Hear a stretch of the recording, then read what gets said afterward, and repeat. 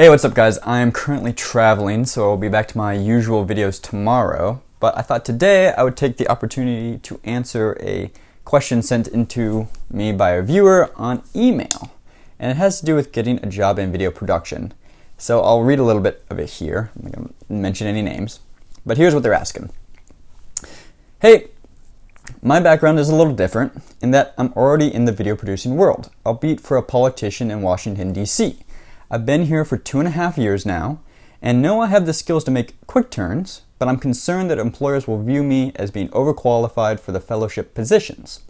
I suppose my question should be, should I be targeting fellowships as a foot in the door strategy, or should I be targeting more senior level positions?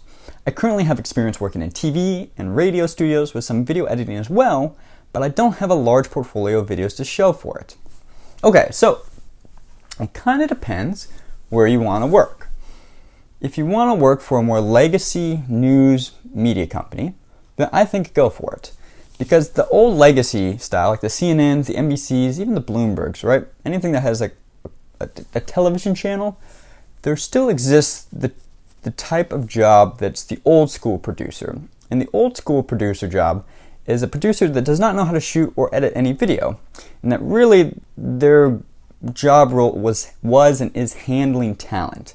And so they work with the on-screen talent and like booking shoots or organizing the interview and dealing with the on-screen talent and the subject of whomever's going to be interviewing. Right? So that's the old school term of producer, and there still exists those kind of jobs out there at legacy news media companies. And so if you don't have a large portfolio of videos, you can still get hired on as kind of an old school classic producer style at these legacy media companies because they care less about your portfolio and more about, let's say, your references and your network. And when I say network, I mean the network of people that you know. So if you're coming from Washington, D.C. or another big city and you have some pretty good networking abilities and some pretty good references, that might get you pretty far at legacy media companies. That being said, if your goal is to work for much more modern, contemporary digital media companies that are still, for the most part, venture-backed. So when I say that, I mean Refinery29, Vice, BuzzFeed, Vox, any of these companies, you're going to have a much tougher time. Those companies operate much more on the precedent of you need a portfolio, especially in 2019 where there's been massive layoffs, and so the market is much more competitive at the moment. There's been a lot of journalists laid off in New York City, and both on the video and the print side. And so right now the market's very competitive, and on top of that, a lot of people already have very strong portfolios and strong beats. Not only do they have a portfolio of either print work or video work, they have like, this is my beat. It's either business or healthcare, whatever that may be. And the modern digital media companies are going to care much more about what your portfolio is and the numbers and metrics behind it.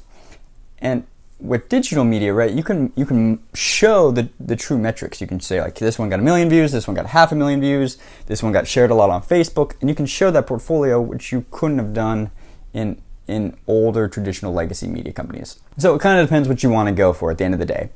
Fellowships, yeah, you're going to have to kind of go for the fellowships if you want the young digital media companies and to get your foot in the door.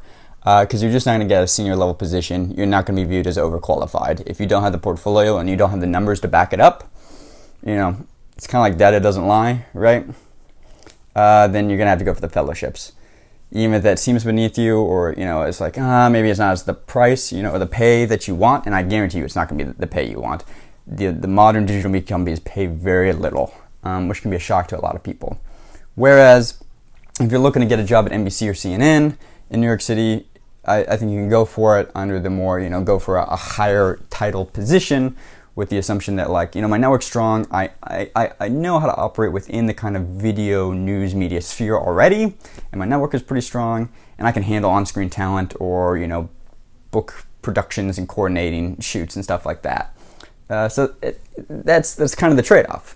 But you also want to think if this is a career I want to pursue, what job do I want to be doing now that'll aid me 5 years from now? Anyway, that's about all I have for this video, is that older media companies care less about a portfolio and more about references.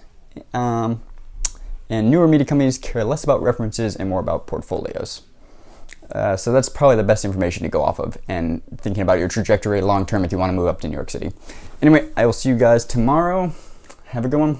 Yeah, subscribe, like, you know how it is. Thank you guys. Bye.